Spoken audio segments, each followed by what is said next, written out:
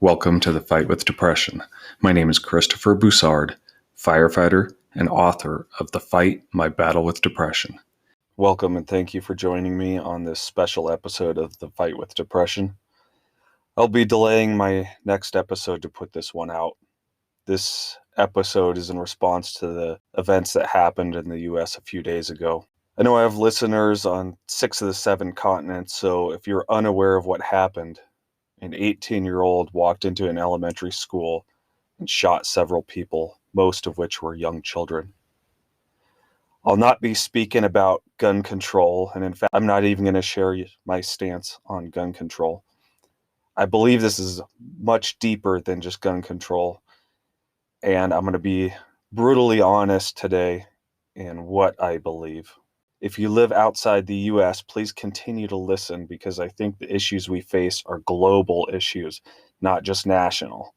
And if you have advice or concerns or anything, we'd love to hear it. First, I want to speak about this fear that we have about being open when talking about mental health.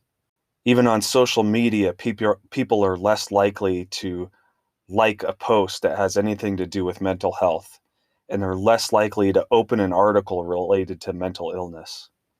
We're afraid of getting labeled. If you've read my book or several of my posts, you know that I spent the majority of my life afraid to let people know my struggles with depression. But to me, this seems ridiculous now. If you're a parent and your child feels sick every day because of a medical condition, would you think it's okay for them to be afraid to speak to you about it? No. You'd want them to be comfortable coming to you.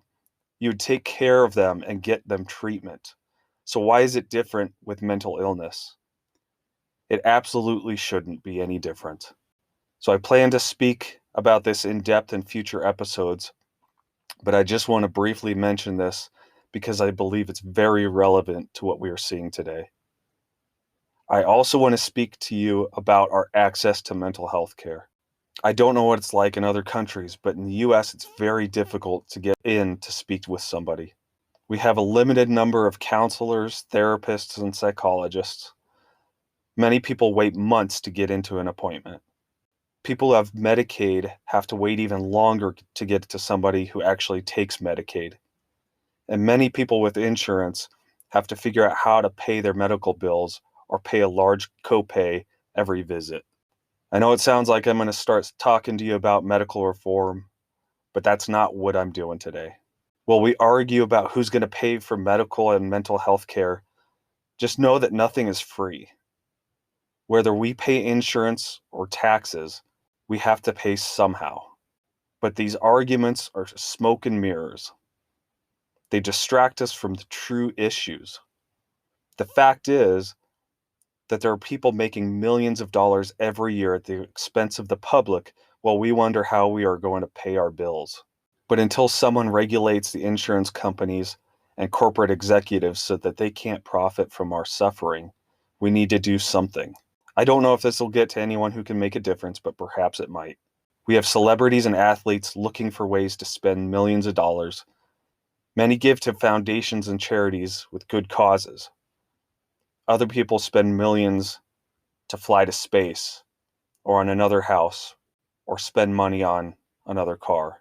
What if this money went to pay for someone looking to go to school to become a counselor, a therapist, or a psychiatrist? What foundations could be started? What scholarships could be awarded? What if this money went to pay co-pays or office visits so that someone needing access to mental health care could get the care they need? What if this money went to education to overcome the stigma with mental illness? I would love to donate to causes like this, but I'm part of a working family. I've been the one wondering how I will pay my medical bills or my copay. I'm the one waiting months for an appointment with a psychiatrist. But in lieu of paying for someone's schooling, I'm working to overcome this stigma. I've dedicated my website and my podcast to educate and encourage. And I set aside my pride to write my book so that others may feel like they're not alone. But who of you out there has more to offer? Let's stop focusing on the problems and let's start focusing on the solutions. So please share this episode. We have to reach the people who need the encouragement. We have to overcome the stigma. We have to reach those who are crying out for help. We have to address the real issues, and we have to prevent the next tragedy. Thank you for listening, and until next time, God bless.